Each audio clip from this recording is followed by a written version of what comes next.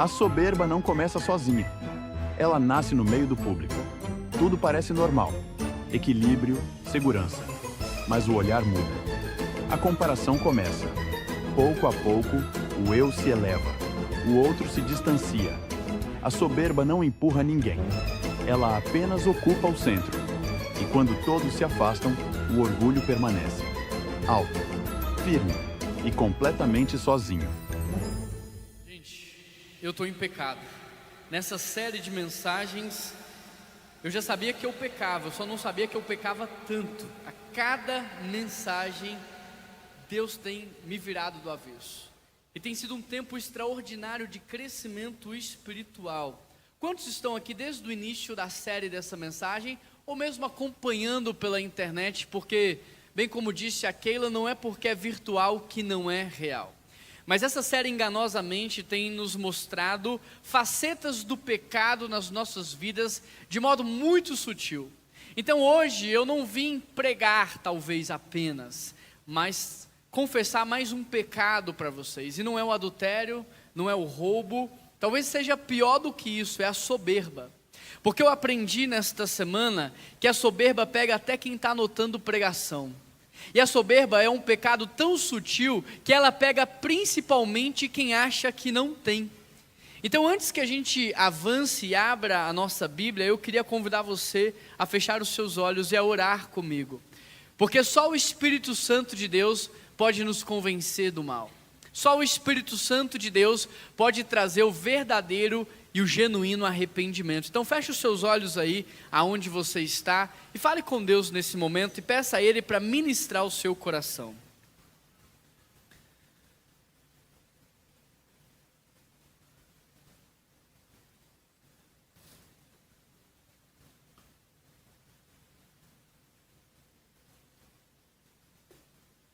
Deus, nós queremos ouvir a Tua voz nesta manhã, Pai. Nos dá reverência nesse momento, nos dá reverência à ministração da Tua palavra, respeito à exposição do texto. Ó Deus, traga a nossa mente cativa aquilo que o Senhor quer fazer e que o Teu Espírito Santo quebrante os nossos corações. O Senhor nos atraiu à Tua presença, o Senhor nos trouxe a este lugar de culto comunitário, a esse lugar que é conhecido como uma casa de oração, porque o Senhor deseja fazer algo nas nossas vidas. Mas não deixe, Pai, que o nosso coração esteja tão endurecido, ao ponto de sairmos daqui pior do que entramos, ou da mesma maneira como entramos, ó Pai. Quebranta os nossos corações, fala as nossas vidas. Esta é a minha oração, em nome de Jesus que nós oramos, e toda a igreja diz. Abra sua Bíblia comigo em Daniel capítulo 4, verso 30. Daniel capítulo 4, verso 30. Essa é uma mensagem do Senhor para o seu coração. Eu estou feliz que você está aqui, porque de fato igreja não é um lugar que a gente vai quando quer. Igreja é um lugar que a gente vai porque Deus nos atrai, porque Deus nos chama, porque Deus nos envolve. E se você está aqui nessa manhã, você é fruto de oração. Você é fruto da oração dessa igreja. E Deus tem algo para a sua vida. E eu tenho certeza que o Senhor hoje vai trazer uma palavra geral a toda a igreja, mas também muito específica àquilo que você está vivendo. Daniel 4, verso 30, o texto diz assim: acaso não é esta a grande Babilônia que eu construí como capital do meu reino, com meu enorme poder e para a glória da minha majestade? As palavras ainda estavam nos meus lábios, quando veio do céu uma voz e disse: é isto que está decretado quanto a você, rei Nabucodonosor. Sua autoridade lhe foi tirada. Você será expulso do meio dos homens, viverá com os animais selvagens e comerá capim com os bois. Passarão 7 tempos até que você admita que o Altíssimo domina sobre os reinos dos homens e os dá a quem quer. Ao fim daquele período, eu, Nabucodonosor, levantei os olhos aos céus e percebi que o meu entendimento tinha voltado. Então louvei o Altíssimo, honrei e glorifiquei aquele que vive para sempre. Naquele momento voltou-me o entendimento. Eu recuperei a honra, a majestade e a glória do meu reino. Meus conselheiros e nobres me procuraram. Meu trono foi restaurado e a minha grandeza veio ser ainda maior. Agora eu, Nabucodonosor, louvo e exalto e glorifico o Rei dos céus, porque tudo o que ele faz é certo e todos os seus caminhos são justos, e ele tem poder para humilhar aqueles que vivem em arrogância. Esse texto, ele fala do rei Nabucodonosor, que começou muito bem, mas que se perdeu ao longo do caminho. Um homem que começou bem a sua jornada, mas que por causa do orgulho, ele se envaideceu, a ponto dele falar: olha tudo o que eu fiz, olha como eu sou bom, olha como eu sou grande, olha como eu tenho conquistado todas as coisas. E então a palavra do Senhor diz que Deus tirou o entendimento dele. Não foi ele que perdeu o entendimento, foi Deus que tirou o entendimento dele. Da mesma forma que Deus também endurece o coração de Faraó, da mesma forma que Deus, em Romanos capítulo 1, diz que entrega as pessoas às suas paixões infames, para que elas acordem. Deus tira o entendimento de Nabucodonosor, e agora esse homem meio surtado, sem um raciocínio lógico, sem uma habilidade cognitiva, esse homem surtado vai ao campo, e ele começa a agir como um animal, ele começa a comer a comida dos animais, ele começa a pastar com os bois. E então, o Senhor vai aparecer para ele depois de algum tempo. Sabe, eu quero te mostrar aqui nesse texto, o quanto que a soberba é perigosa, porque ela destrona reis, ela destrói impérios poderosos como o Império Babilônico, como o Império Romano. Ela joga pessoas ao fundo do poço. E eu quero fazer uma licença poética aqui para ilustrar o que está acontecendo, porque Nabucodonosor começa a falar: olha como eu sou bom, olha como eu sou inteligente, olha como eu sou capaz, olha tudo o que eu fiz. E a licença poética que eu quero fazer é porque Deus, eu imagino que não tenha feito, mas é como se ele fizesse. Talvez ele estivesse ali olhando para Nabucodonosor, agora pastando no campo com os animais, sem entendimento, e é como se Deus dissesse para ele: você não fez tudo, não foi você que fez tudo, faz de novo. Não era você o bonzão, não era você o inteligente, o criativo, não era você aquela pessoa que conectava e fazia acontecer, então faz de novo, eu quero ver. Assim como Nabucodonosor, ele perdeu o entendimento e pastou no campo como um animal, há muitas pessoas que Deus também tem tirado o entendimento, que Deus tem endurecido o coração. Há muitas pessoas que têm perdido a saúde por causa da arrogância, do orgulho, da soberba, da prepotência. Elas eram pessoas que diziam: eu lutei sozinho, ninguém me ajudou, eu conquistei tudo sozinho, ninguém estava lá me auxiliando, foi eu, olha o que eu fiz, olha o que eu conquistei. Aí Deus olha talvez para uma pessoa dessa num leito, num hospital, e diz: você não fez? Faz de novo. Não foi você? Então deixa eu ver você fazendo acontecer. Faz de novo. Levanta daí. Não é você que é o bom? Nunca foi Deus, nunca foi ninguém, não foi você? Então levanta daí e faz de novo. Olha o que a soberba faz. A soberba destrona reis, a soberba, ela destrói impérios, a soberba leva pessoas ao fundo do poço. E diante de tudo isso, então, nós precisamos entender o que significa a soberba. Essa talvez seja a primeira pergunta: o que é a soberba? Soberba no hebraico é uma altivez, é uma elevação do seu coração. No grego, soberba significa uma cegueira moral. É como se você vivesse debaixo de uma cortina de fumaça. É como se você não conseguisse enxergar as coisas como elas são. Quando você une então o hebraico ao grego, é a ideia de alguém que está usurpando do lugar de Deus. É alguém que está tomando o lugar de Deus. E para você entender, eu vou ilustrar. Você já viu alguém que faz tudo de errado na vida? E aí você tem que ir lá e ajudar? Já viu aquela pessoa que tudo que ela faz não dá certo, e ela é uma pessoa que só colhe fracassos. Aí você chama essa pessoa, Isaac, e começa a ensinar para ela: vem cá, eu vou te ajudar. Senta aqui, eu vou te ajudar. E aí você começa a instruir essa pessoa, capacitar essa pessoa. Aí, Rafael, você apresenta para ela os seus amigos pessoais, você abre portas para ela, você potencializa ela, você começa a empurrar ela, a potencializar ela. Daqui a pouco ela está dando certo, ela está dando resultado, ela está trabalhando, ela está ganhando dinheiro, ela está ganhando influência, autoridade. Aí um dia, Renata, ela vai dar uma entrevista e fala assim: não, porque tudo eu aprendi sozinho, eu cheguei aonde cheguei sozinho, eu conquistei o que eu conquistei sozinho. Como é que você se sentiria? Você que investiu o seu tempo, você que conectou essas pessoas com seus amigos pessoais, você que pegou a sua autoridade e deu para essa pessoa, dando um empowerment para ela, você que foi lá, deu a mão para ela e ajudou ela a fazer, como é que você se sentiria? Como é que você se sentiria ao ver essa pessoa prosperando, prosperando, prosperando, e nem uma cesta de frutas ela mandou para te agradecer? Como é que você se sentiria? Frustrado, é verdade ou não é?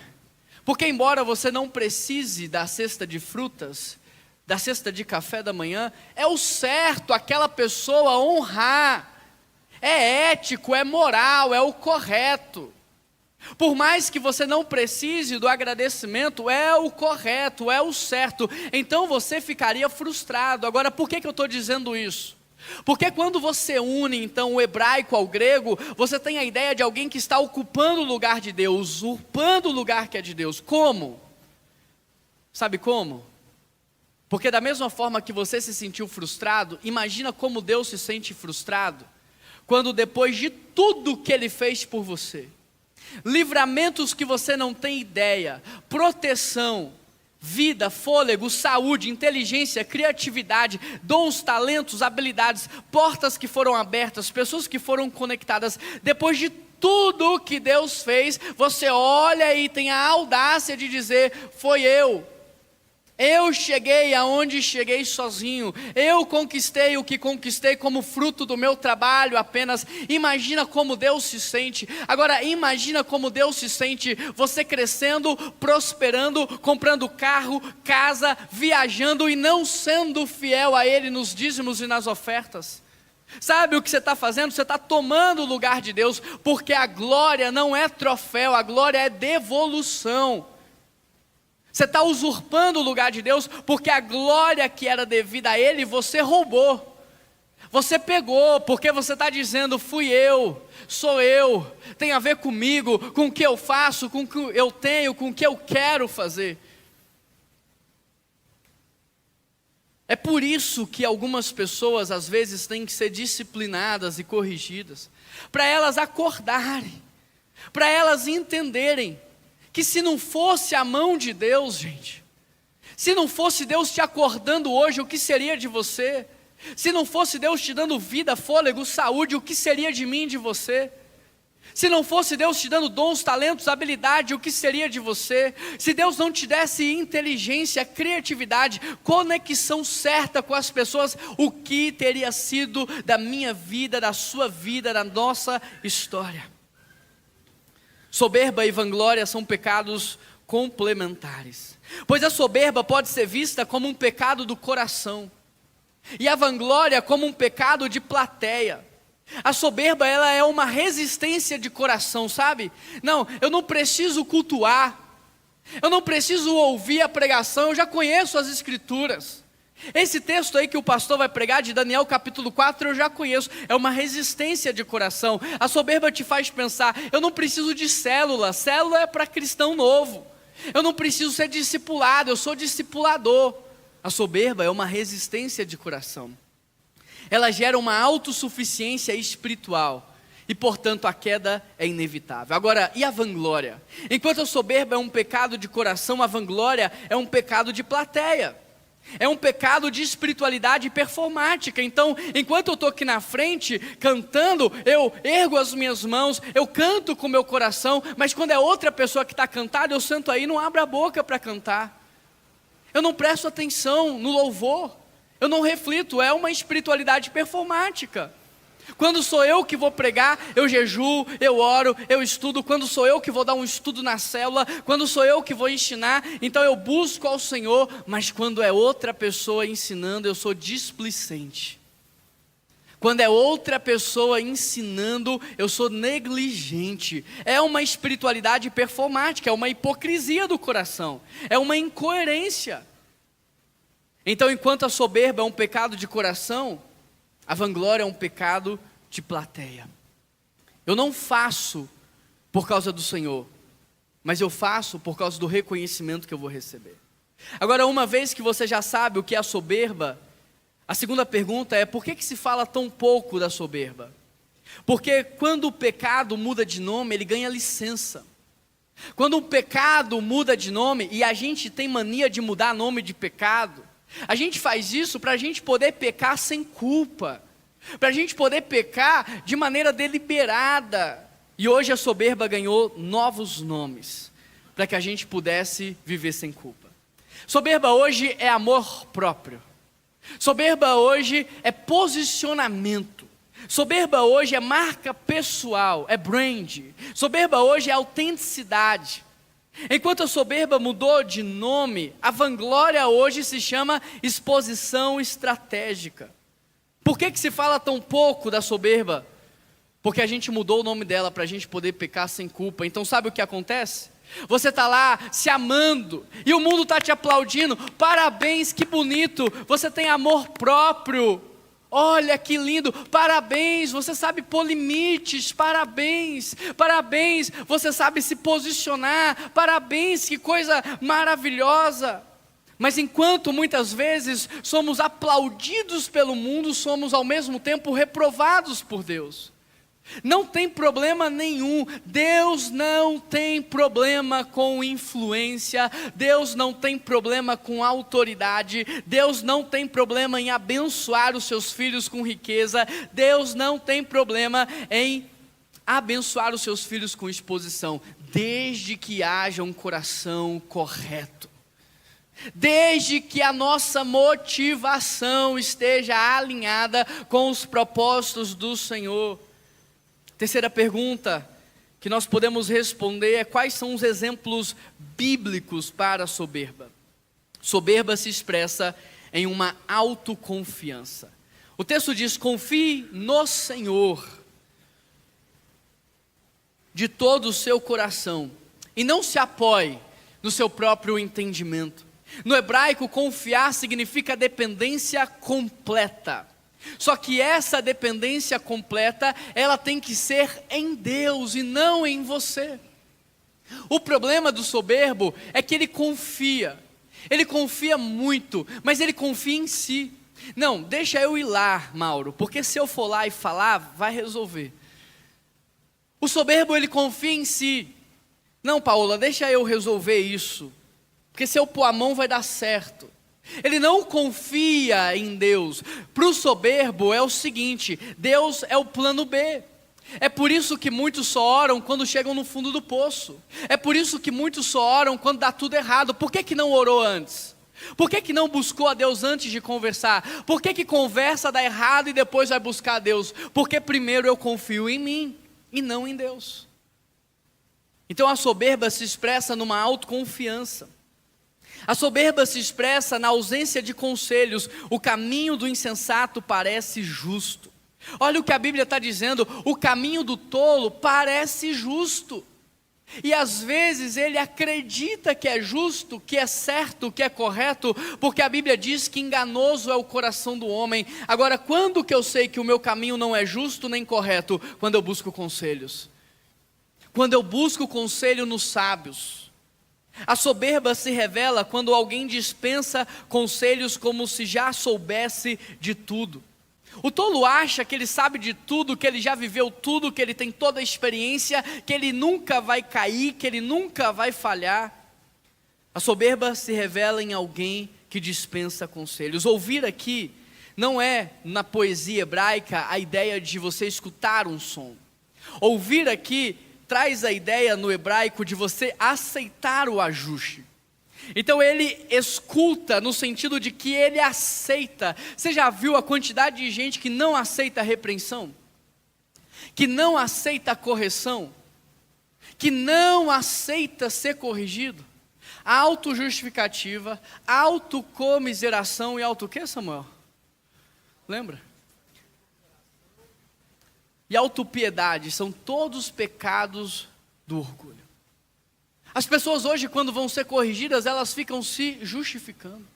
Elas agem com autocomiseração, com autopiedade, tudo isso é orgulho. Por quê? Porque elas não têm ouvido do sábio. O ouvido do sábio não é aquele que escuta, é aquele que aceita. Você já observou que o soberbo, ele não pede conselho, ele pede confirmação? Tem gente que marca com 5 pastores na mesma semana, na mesma igreja, atendimento pastoral. Mas não é para pedir conselho, é para pedir confirmação. Na verdade, o que ele quer é encontrar um pastor que concorde com ele. Na verdade, o que ele quer é encontrar alguém que diga, você está certo. E enquanto ele não encontra essa pessoa, ele vai buscando, ele vai procurando, porque ele não quer conselho, ele quer confirmação. O soberbo é aquela pessoa que você fala assim, você dá uma ideia, você dá um conselho e ela fala, eu estava pensando nisso agora. Eu já ia falar isso, eu já ia fazer isso, estava pensando nada, mentira. Mas às vezes o orgulho, a soberba é tão grande que você não consegue reconhecer um conselho bom de alguém. A soberba se expressa na resistência da correção. Eles ouviram, mas não deram ouvidos. Seguiram as inclinações dos seus corações. A soberba, querido, não é falta de informação, não é falta de conselheiro, não é falta de discipulador, é rejeição consciente da instrução. Nós vivemos num tempo onde todos têm acesso de maneira facilitada à palavra do Senhor. Nós vivemos num tempo onde você pode ter a palavra do Senhor de maneira gratuita no seu celular. Nós vivemos num tempo onde que quem não sabe ler pode ouvir a palavra do Senhor. Nós vivemos num tempo onde a nossa igreja, ela produz um devocional diário para instruir você. Nós vivemos num tempo onde cada igreja tem quase que um seminário dentro dela para te ensinar a Bíblia. No nosso caso é o PIB College. Nós vivemos num tempo de excesso de informação. Por isso o orgulhoso não é alguém que não tem acesso, é alguém que rejeita. Faraó viu os sinais, viu os milagres, viu as advertências, mas ele permaneceu. Quando a correção é ignorada, a dor se torna a nossa professora. Quando a correção e a instrução e os conselhos são rejeitados, a disciplina se torna a nossa professora. A soberba também se expressa na usurpação do lugar de Deus. Olha o que diz Isaías: subireis aos céus e então eu serei como o Altíssimo.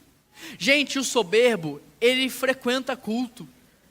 O soberbo participa do culto. Ele ora, ele dá dízimo, ele dá oferta, ele jejua, mas com a motivação errada. Porque ele não vem no culto para se render, ele vem no culto para convencer Deus a fazer o que ele quer. Porque a soberba não é algo que quer matar Deus, a soberba é algo que quer usar Deus. Então o soberbo ora, mas não para dizer, Deus, que seja feita a tua vontade, eu abro mão da minha. O soberbo ora dizendo, Deus, o que eu preciso fazer para que o Senhor faça o que eu quero? Qual é a oferta que eu tenho que entregar? O que é que eu tenho que fazer para viver a vida que eu sonhei? Então ele vem para um culto como esse, ele ora muito, oferta muito, canta muito, louva muito, mas para quê? Para convencer Deus. Ele até serve, para depois falar, Deus, mas eu servia. E o Senhor fez isso comigo, eu servia e o Senhor não me deu o que eu queria. A motivação do soberbo sempre foi errada. O soberbo não vai no culto para cultuar, ele vai para ser agradado. Ele vai para que o pastor fale o que ele quer ouvir. Ele vai para que o louvor cante as músicas que ele gosta, no ritmo que ele gosta, do jeito que ele gosta. Desculpa, eu não sabia que você era Deus. A gente está aqui cultuando a Deus e eu não percebi que era você. Me perdoa por isso, porque se eu soubesse, Gremi, então a gente tinha feito um louvor para essa pessoa, tinha ou não tinha? Se a gente soubesse que você era o Deus Altíssimo, o Senhor dos Senhores, o Rei dos Reis, então ao invés de trazer uma palavra dura de repreensão, eu estaria aqui te exaltando. Olha como você é bonito, bonita, olha como você é especial, olha como você vai brilhar no universo como uma estrelinha, olha como você é maravilhoso, tudo que você faz é lindo, não tem defeitos em você. Desculpa, eu não sabia que você era Deus, eu não sabia que o louvor tinha que te agradar, eu não sabia disso, não está escrito na Bíblia. Eu não sabia que tinha que ser no seu ritmo, do seu jeito. Eu achava que a gente vinha aqui para adorar a Deus. Então eu pensava que a gente tinha que construir um culto de louvor a Deus. E eu pensava que um culto de louvor a Deus é onde todo mundo se prostra. É onde todo mundo se rende. É onde todo mundo se renuncia. Eu pensava que culto era isso. Eu não sabia que culto era o lugar da gente ficar empoderando pessoas. A soberba é perigosa porque ela é sutil, ela não quer destruir Deus, ela quer usar Deus. O soberbo não quer eliminar Deus da sua vida, mas sim fazer uso de toda a estrutura religiosa para o seu louvor, para o seu engrandecimento. Então eu vou lá, eu vou servir, eu vou me envolver, eu vou me conectar porque eu vou crescer, porque eu vou me destacar, porque eu vou evoluir, e então eu vou realizar os meus sonhos. Mas são esses que o Senhor dobra, são esses que o Senhor quebra. A soberba se expressa na religiosidade performática.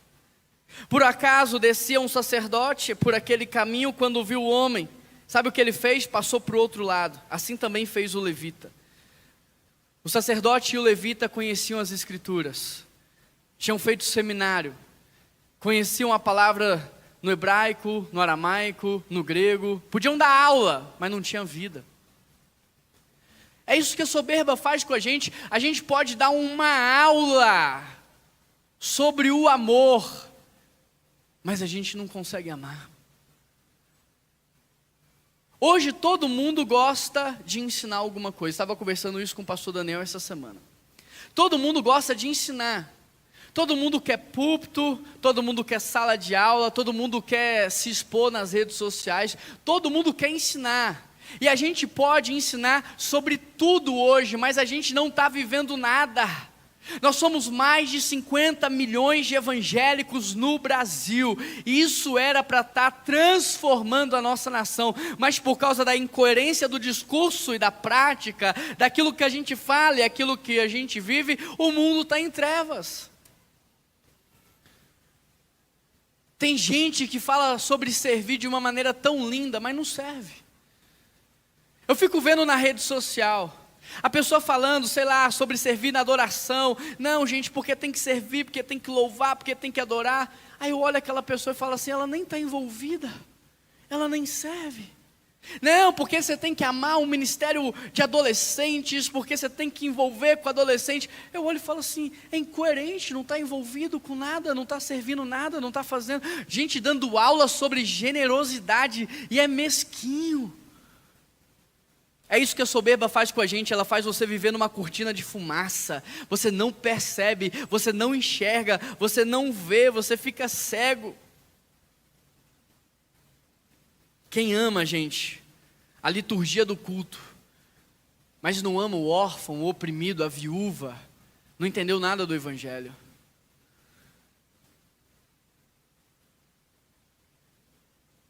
Quem ama a teologia, mas não consegue perdoar, não consegue porque não quer, vamos falar a verdade.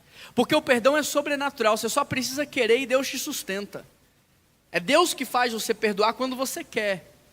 Então quando você ama a teologia, mas não perdoa, você não entendeu nada do cristianismo.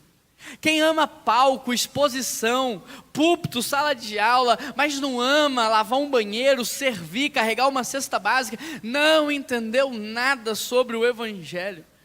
A soberba faz você viver uma cena sem vida, sem vida.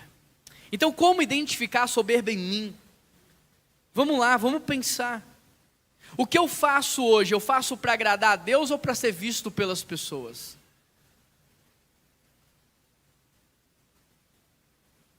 O que você faz? Você faz para agradar a Deus ou para servir as pessoas?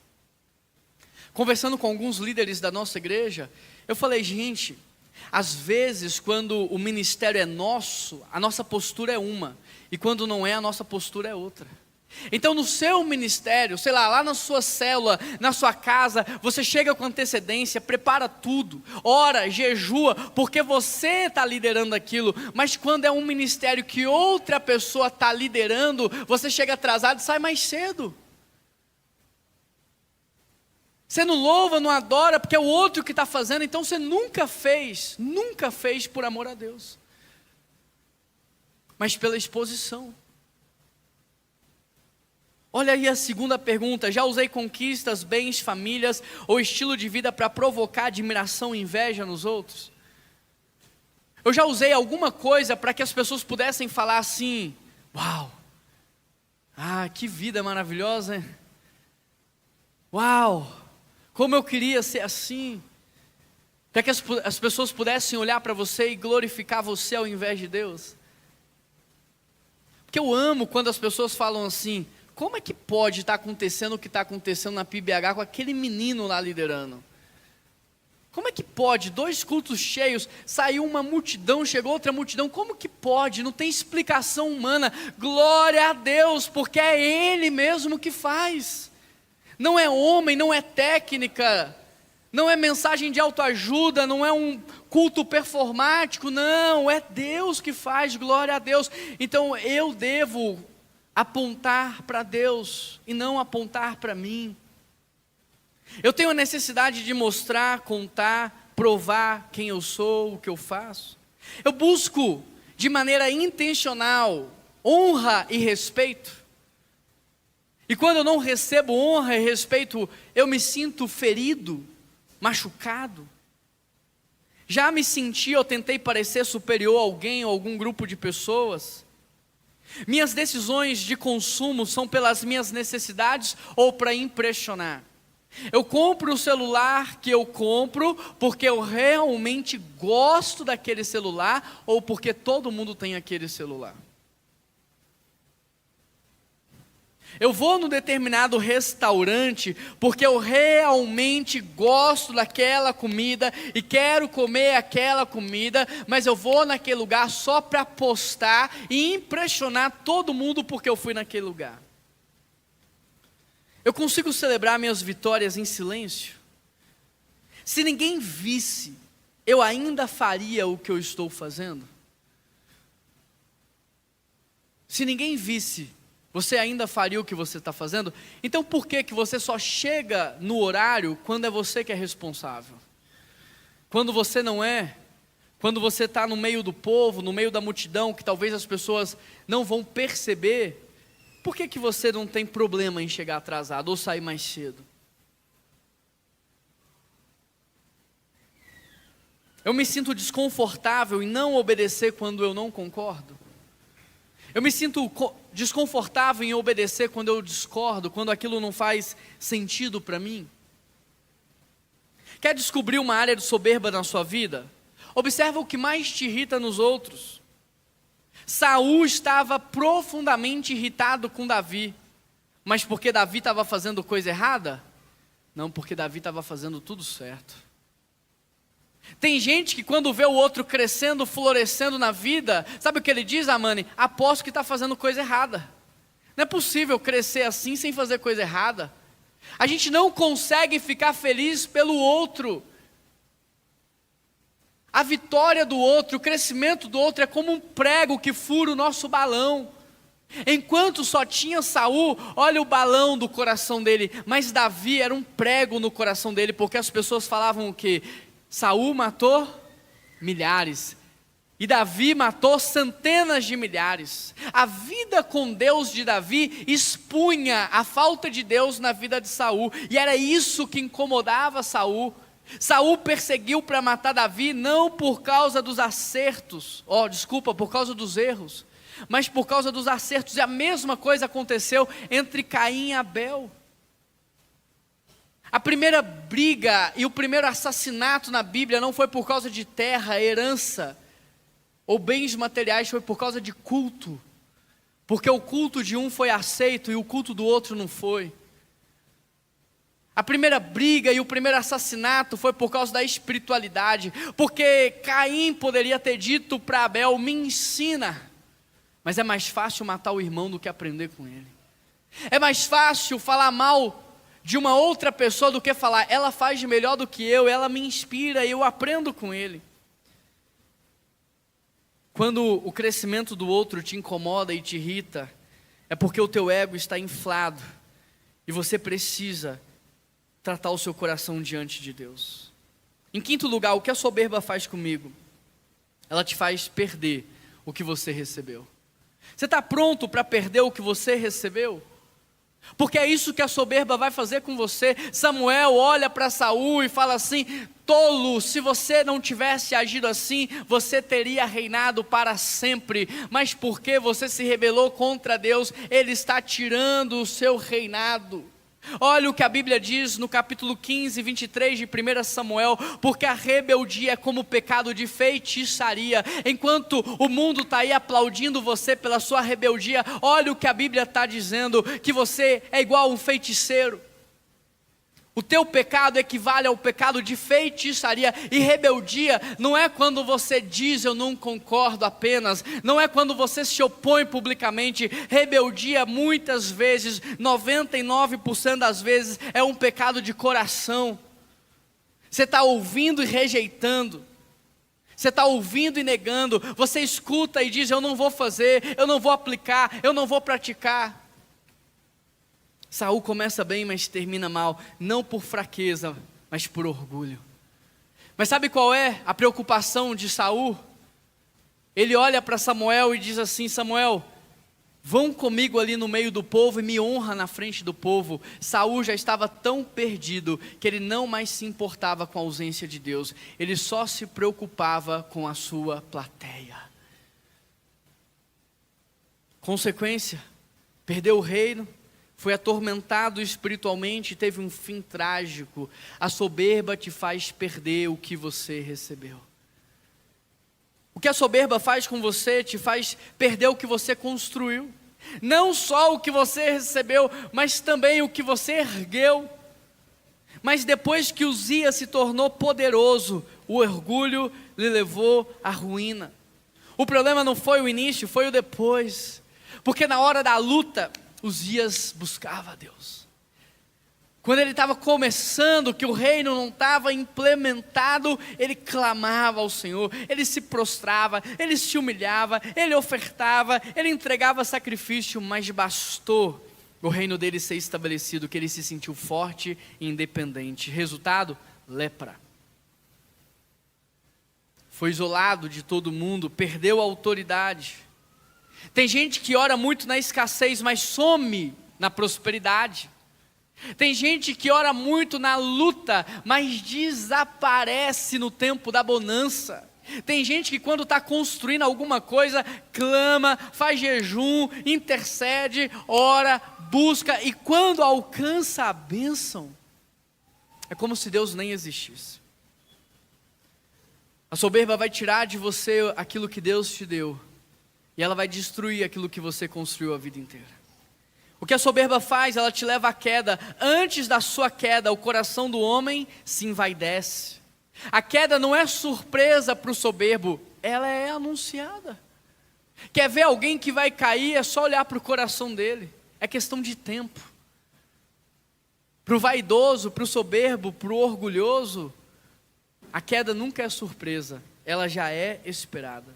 Já tentou subir uma escada com um espelho grande na mão? O que aconteceria, Mateus, se você subisse a uma escada com um espelho gigante nas mãos? Você não prestaria atenção nos degraus? E você cairia. Tem gente que vive assim, tão distraído na sua própria imagem, tão iludido na sua própria aparência, que não está prestando atenção onde ele está pisando. Não está entendendo que um deslize pode fazê-lo perder tudo. O que a soberba faz comigo te faz sofrer de maneira desnecessária. Manassés não ouviu a Deus, não ouviu os profetas, não ouviu as escrituras. Ele precisou ouvir o quê?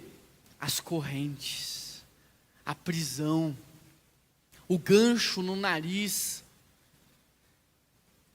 Deus não fez isso para humilhar Manassés, mas para acordá-lo. O que a soberba faz comigo, ela te faz ser humilhado. A Bíblia diz: todo aquele que se exalta será. Isaac, é qualquer um? É alguns? São todos. Elon, são quantos? Todos. Todo mundo que se exalta será dobrado. Não vai sobrar um de pé. Todo mundo que se exalta será quebrado. Mas quem será exaltado de acordo com a Bíblia? O humilhado? Porque tem gente que na prova está sendo humilhado por alguém, Bruna. Está sendo humilhado, Arthur. Ele fala assim: Deus vai me exaltar. Às vezes é Deus que está usando aquela pessoa para te dobrar. Porque a Bíblia não diz que o humilhado será exaltado, mas aquele que se humilhar. Aquele que escolher o caminho da humilhação. Agora me diz, quem que você anda ouvindo mais? Os coaches da internet que diz: se posicione, ponha limites, ande com o nariz empinado, ou as escrituras? Porque a Bíblia diz que você não tem que temer a homens, você tem que temer aquele que pode destruir, acabar com a sua vida, não apenas essa vida na terra, mas a sua vida eterna. Então quem que você anda ouvindo? Quem que você está escutando? Líderes na internet que empoderam você para você andar com o ego inflado, ou a palavra de Deus, ou Jesus Cristo que em Filipenses se humilhou, se esvaziou, obedeceu até a morte, e a morte de cruz. Quem é o teu mestre? Quem é o teu exemplo? Em quem você se inspira? Humilhação não é castigo aleatório, é consequência de alguém que se coloca alto demais. O que a soberba faz comigo te faz ser rebaixado. Nabucodonosor era o maior rei daquele tempo, mas ele foi rebaixado ao pasto, ao capim e aos animais. O que a soberba faz comigo coloca Deus como meu adversário. Olha o que a Bíblia diz: Deus se opõe aos orgulhosos, mas concede graça aos humildes. Você tem noção do que é Deus se opor a você? Tem, Jefferson? Consegue imaginar o que é Deus se opondo a você? O que é Deus frustrando todos os seus estudos? O que é Deus frustrando todas as sementes que você lança no campo? O que é Deus frustrando todo o seu esforço diário? É você trabalhando 10, 12 horas por dia e não alcança nada. Estuda e não alcança nada. Semeia e não colhe nada. É melhor a disciplina do céu do que a resistência do céu. É melhor a disciplina de Deus do que a oposição de Deus. Essa é uma queda de braço que não tem como vencer. Agora, Deus não se opõe a você porque Ele não gosta de você, Pedro. Deus não se opõe a você porque Ele não te ama. A Bíblia diz que Deus se opõe aos orgulhosos. É o seu pecado. É o seu pecado que Deus está se opondo, porque Ele ama você. Ele quer ver você crescer, prosperar, frutificar. Ele tem planos de paz e não de guerra. Ele deu a vida para você ter uma vida plena. Mas por causa do seu pecado, Ele se opõe a você. O texto não está falando aqui da ausência de Deus na vida da gente. Está falando de uma oposição direta. Você prefere a disciplina do céu ou a oposição do céu? Você prefere a disciplina de Deus ou a oposição de Deus? Porque a soberba não destrói só pessoas, destrói projetos. Lembra do Titanic? Nem Deus derruba. Lembra dos impérios? A Babilônia, o Império Romano? Lembra? Lembra de alguns homens que se colocaram acima de Deus? Lembra de alguns governos que se colocam acima de Deus? A soberba é queda anunciada. Engraçado porque ela promete grandeza, mas entrega ruína. Então, como vencer a soberba? É a grande pergunta dessa manhã. E aqui eu já quero chamar a equipe de louvor à frente. Como vencer a soberba? Vamos voltar para o nosso texto base? Acaso não é esta a grande Babilônia que eu construí como capital do meu reino? Com meu enorme poder, para a glória da minha majestade? As palavras ainda estavam nos meus lábios, quando veio do céu uma voz que disse: é isto que está decretado quanto a você, sua autoridade lhe foi tirada. Você será expulso do meio dos homens, viverá com os animais selvagens e comerá capim com os bois. Passarão 7 tempos, até que admita que o Altíssimo domina sobre os reinos dos homens e os dá a quem quer. Deus não tem problema em dar reino para ninguém. Deus não tem problema em dar poder, autoridade, dinheiro, bênção para ninguém, mas Ele dá a quem quer. Para quem Deus quer dar? Para aqueles que são fiéis. Ao fim daquele período, eu, Nabucodonosor, levantei os meus olhos aos céus e percebi que o meu entendimento tinha voltado. Então louvei o Altíssimo, honrei e glorifiquei aquele que vive para sempre. Naquele momento voltou-me o entendimento, eu recuperei a honra, a majestade e a glória do meu reino. Olha só, meus conselheiros e nobres me procuraram, meu trono foi restaurado e minha grandeza veio a ser ainda maior. Agora eu, Nabucodonosor, louvo, exalto e glorifico o Rei dos céus, porque tudo o que Ele faz é certo. Todos os seus caminhos são justos.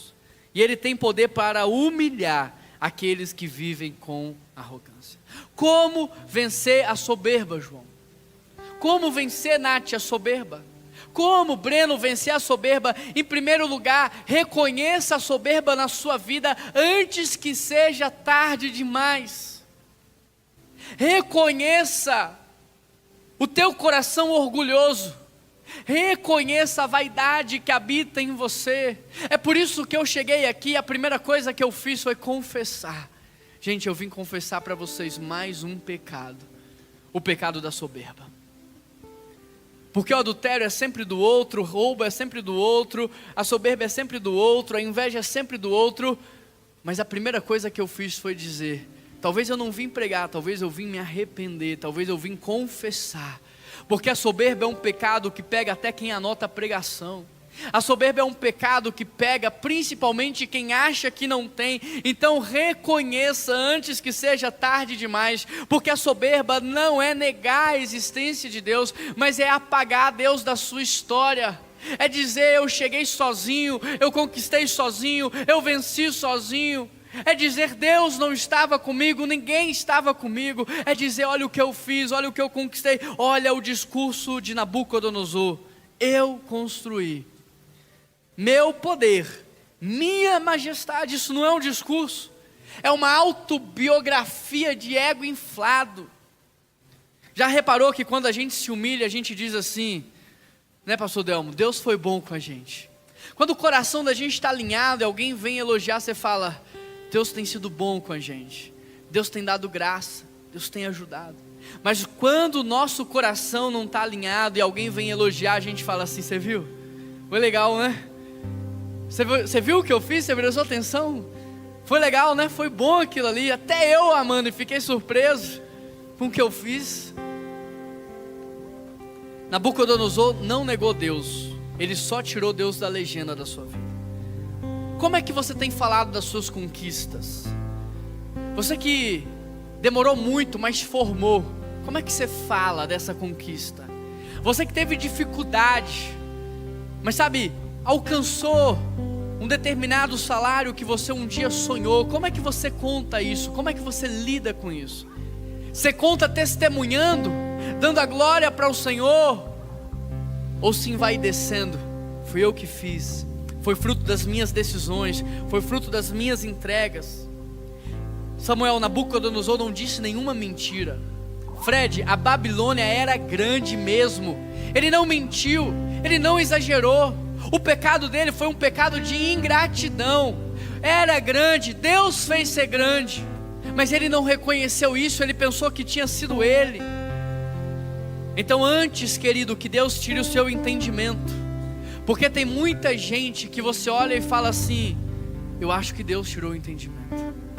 Antes que Deus tire a sua visão, porque tem gente fazendo algumas coisas que você fala: eu acho que fulano está cego, eu acho que ele não consegue ver.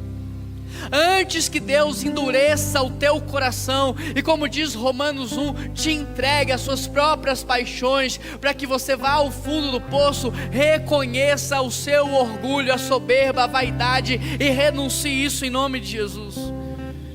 Como vencer a soberba? Em segundo lugar, se for necessário passar pela correção, então seja aprovado na correção.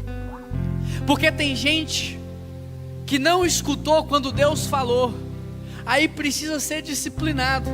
Mas na disciplina, sabe o que ele faz? Ele rejeita João. Daniel, ele diz: eu não aceito passar por isso. Ele diz: não, eu não me submeto a esse processo, não é justo. E ele fica ali resistindo. E aquela prova que era para durar um dia, aquela prova que era para durar uma semana, se transforma em meses, se transforma em anos. Agora você tem Jonas que demorou 3 dias para entender, mas você tem o povo de Israel que levou 40 anos. Quanto tempo vai levar para você? Quanto tempo mais você vai resistir à disciplina e à correção de Deus? Porque é melhor a correção dos céus do que a resistência dos céus. É melhor a disciplina de Deus do que a resistência à oposição de Deus. Até quando você vai falar: eu não me submeto, eu não aceito? Até quando? Até quando você vai passar pela prova murmurando, reclamando, questionando, duvidando? Até quando?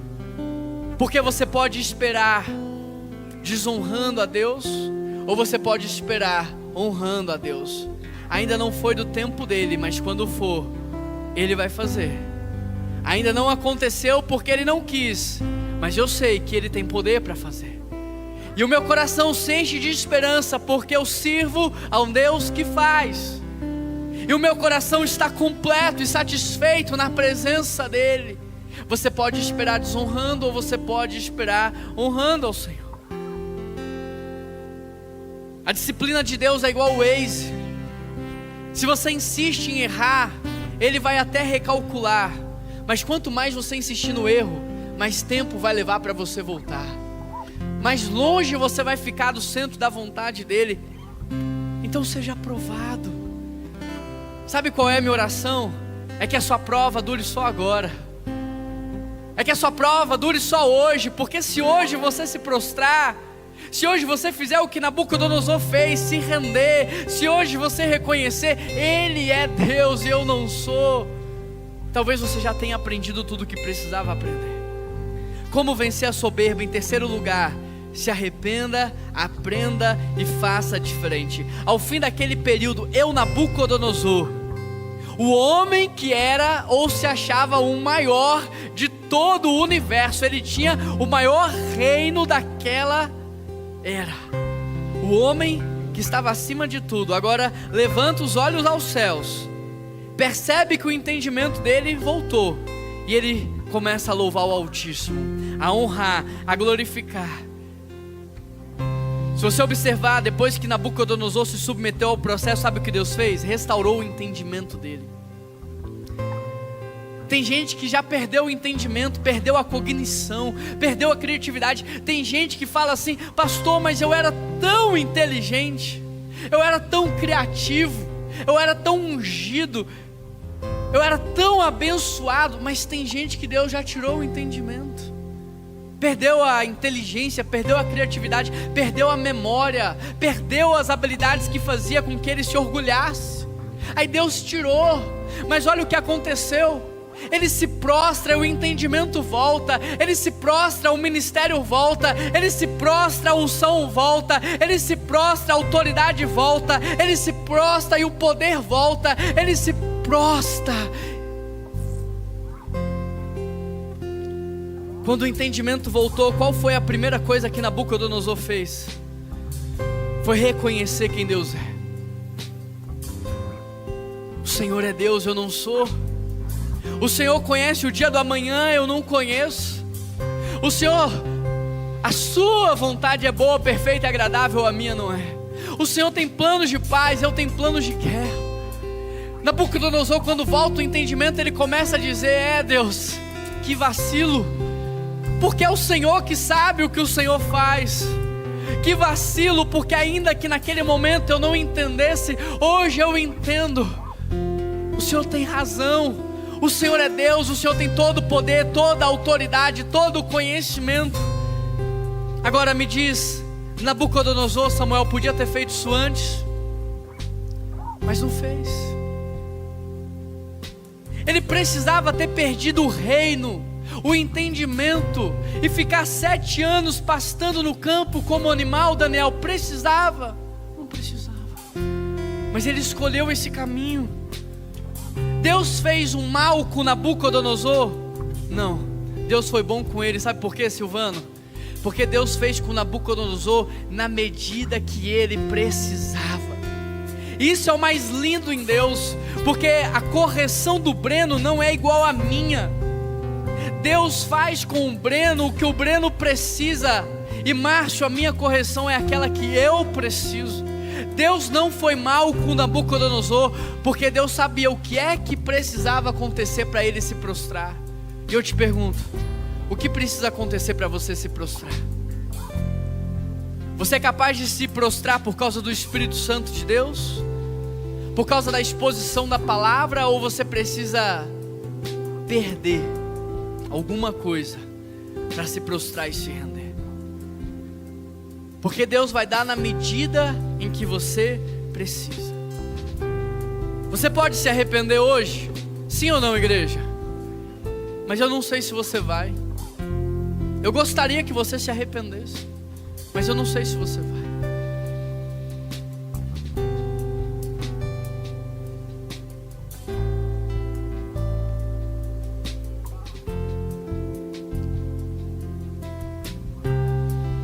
Como vencer a soberba? Alinhe o seu olhar. Eu levantei os meus olhos aos céus. Quando o entendimento começou a voltar, Nabucodonosor começou a alinhar o seu olhar. Qual foi a última vez que você olhou para o céu e disse assim: como o Senhor é grande?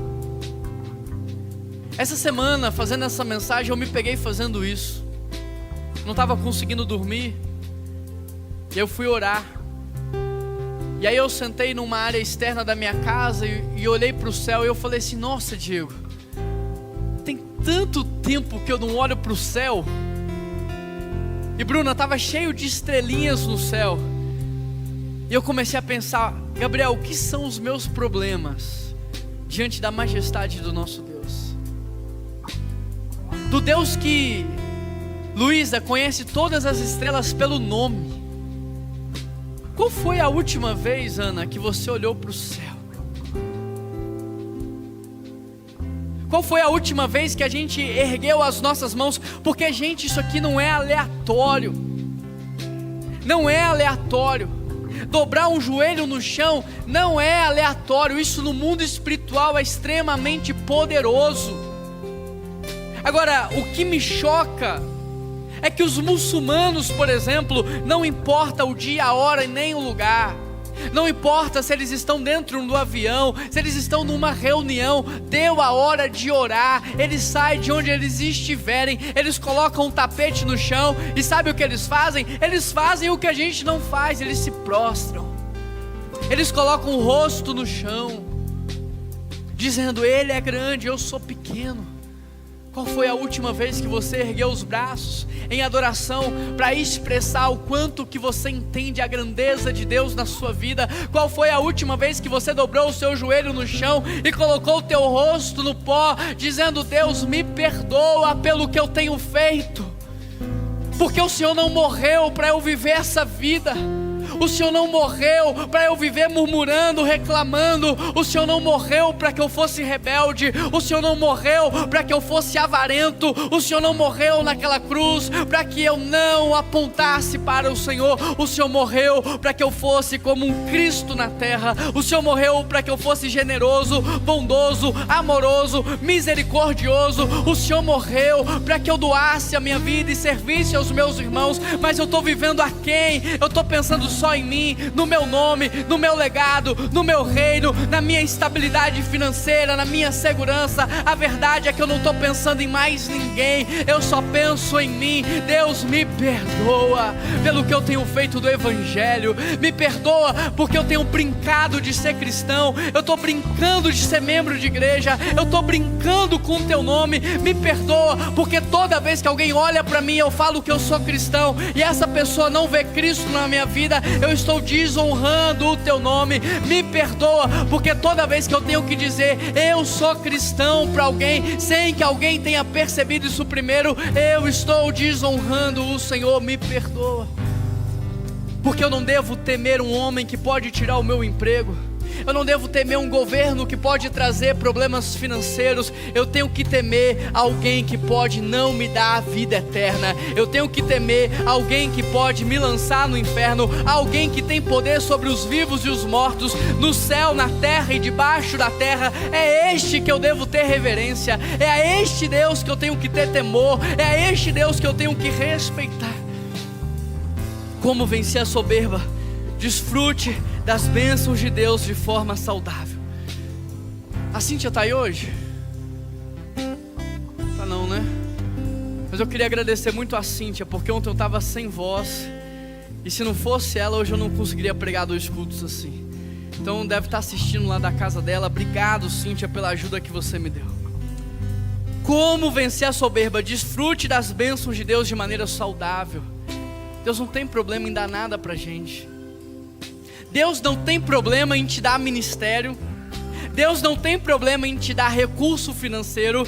Deus não tem problema em te dar influência na sociedade. Deus não tem problema em te dar filhos. Deus não tem problema em te dar uma casa. Deus não tem problema, Ele não tem carências.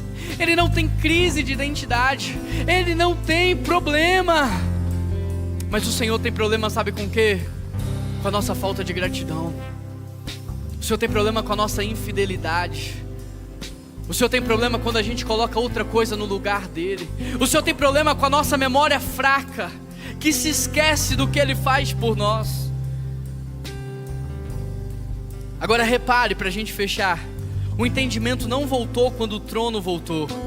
O entendimento não voltou quando o trono voltou. O entendimento... querido, olha isso aqui. O trono voltou quando o entendimento voltou. O trono voltou quando o pescoço dobrou. O trono voltou quando o joelho dobrou. O trono voltou quando o coração se quebrantou. O trono voltou quando Deus voltou a ser rei no coração de Nabucodonosor. Mas não foi agora qualquer trono. O texto diz que todos os conselheiros procuraram ele. O texto diz que Deus deu uma porção dobrada. O texto diz que Deus fez mais. Então, em sexto lugar, querido, crie um hábito, uma rotina diária de honrar a Deus com os teus bens, com as tuas palavras, com as tuas finanças, com as tuas ações, porque Ele é dono do ouro e da prata, porque Ele é dono de todo o conhecimento. Sabe essa doença que ainda não tem cura? Deus pode dar para você o entendimento para elaborar a cura para essa doença. Sabe aquele problema que ninguém resolveu? Deus pode dar para você a inteligência para resolver esse problema. Sabe aquele recurso que falta para você resolver aquela situação? Ele pode dar. Então não negue o que é de Deus. Não negue o que é de Deus. Seja fiel nos seus dízimos. Seja fiel em ofertar ao Senhor. Ele é dono do ouro e da prata. Seja fiel em engrandecê-lo todos os dias quando você acorda. Seja fiel em honrá-lo. E quando alguém tentar dar glória para você, diga: tem tudo a ver com ele. Não tem nada a ver comigo. Quando alguém falar que ministério de adolescente maravilhoso que tem na PIB BH, diga: é a bondade de Deus sobre nós. É a graça. é a misericórdia. Pastor Delmo, eu acordei hoje falando assim: Deus, eu não merecia ser salvo. Eu não merecia ser salvo. Dentro do carro a gente veio orando para a igreja e eu orei com os meus filhos e a minha esposa dizendo: nós não merecíamos o chamado pastoral na nossa vida, nem na nossa casa. Sendo honesto com vocês, eu estou muito aquém do que Deus espera, muito aquém do padrão que Deus estabeleceu nas Escrituras. Por isso eu preciso de você. Por isso eu preciso de você, porque eu sou aperfeiçoado no nosso relacionamento, santificado nas nossas relações. Mas eu estava dizendo: Deus, eu não merecia ser pastor. Eu não merecia ser pastor de uma igreja tão maravilhosa, tão amável, tão generosa, tão bondosa. Eu não merecia isso. Não merecia. Eu não merecia num domingo como este vir para cá e ter um momento espiritual como este que eu estou tendo com vocês. Mas o Senhor foi bom. O Senhor foi bom. Ele foi bom comigo, Ele foi bom com você. Ele foi bom com a gente.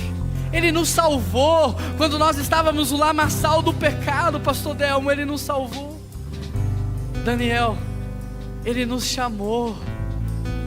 Ele nos deu uma família espiritual que a qualquer momento, não importa o que acontecer, você pode ligar e vai ter 10, 20 pessoas ali para te socorrer. Deus foi bom com a gente, porque você está num lugar onde o seu pastor não é carente, onde o seu pastor, ele é capaz de sacrificar a amizade que você tem com ele, mas ele nunca vai negociar a verdade. Ele nunca vai enganar você e falar palavras para te iludir, porque o meu compromisso não é com o hoje. O meu compromisso não é com agora, é com a sua vida eterna. Eu sei que eu fiz bem o meu trabalho. Não se hoje você aplaudir, sorrir, ficar feliz. Eu sei que eu fiz bem o meu trabalho se toda a tua descendência um dia estiver junto lá no céu. Se você e toda a sua casa e toda a sua descendência, se um dia a gente se encontrar lá, é isso que vale a pena. É por isso que a gente faz tudo o que a gente faz. Essa semana veio um pastor aqui na PIB para conversar comigo. E ele estava me contando, ele é pastor de uma igreja em Contagem. E ele estava me contando um testemunho que ele viveu. Que algum tempo atrás ele estava evangelizando uma pessoa no condomínio dele. E essa pessoa era um diretor de um hospital muito grande aqui em Belo Horizonte. E essa pessoa, com muita arrogância no coração, olhou para ele e falou assim: olha, eu não quero que você fale mais comigo sobre essas coisas, porque eu nunca vou pisar na sua igreja, eu nunca vou entrar. Aquele povo lá é abaixo, eu estou em outro patamar. A sua igreja não é o meu nível social, eu estou em outro patamar, eu nunca vou pisar lá. Aí o pastor estava me contando que ele falou assim: meu irmão, não se preocupa com isso, porque a igreja não é um lugar que a gente vai quando a gente quer. A igreja é um lugar que Deus nos atrai. A igreja é um lugar que as pessoas elas vão porque Deus quer. Então não se preocupa com isso. Passado algum tempo, aquele diretor do hospital perdeu o emprego dele. E ele tinha várias clínicas em BH, e uma a uma foi falindo e quebrando. A esposa dele, no meio daquela crise financeira, abandonou ele e foi embora com outra pessoa. Seus filhos, porque ele trabalhava muito e não tinha muito tempo com os filhos, já não tinha uma conexão, simplesmente deixou o pai de lado, foi com a mãe, e aquele homem se sentiu sozinho, abandonado, sem nada na vida. Sabe para quem que ele ligou? Para o pastor. Pastor, eu entendi tudo. Me deixa ir na sua igreja, eu entendi tudo. Mas eu não quero ir lá só por ir. Me permita chegar antes e lavar o banheiro. E me permita, ao longo do culto, fazer a manutenção do banheiro. E quando todo mundo for embora, me deixa lavar o banheiro e entregar o banheiro pronto, limpo. E o pastor deixou. E aquele homem foi. E ele começou a lavar o banheiro na hora do culto. E lá do banheiro ele ficava ouvindo a mensagem. E ele foi entendendo o evangelho. Um dia ele se converteu. E aquele homem foi crescendo espiritualmente. Até que o pastor me contou que Deus deu para ele mais do que havia tirado. Deus não tirou o reino de Nabucodonosor para perder Nabucodonosor. Deus tirou o reino para salvar um homem. Às vezes Deus tira o emprego para salvar você. Às vezes Deus tira uma posse para salvar você. Porque mais importante do que as suas posses nessa terra é a sua vida eterna. Agora você não precisa passar por isso, se hoje você se dobrar e se arrepender.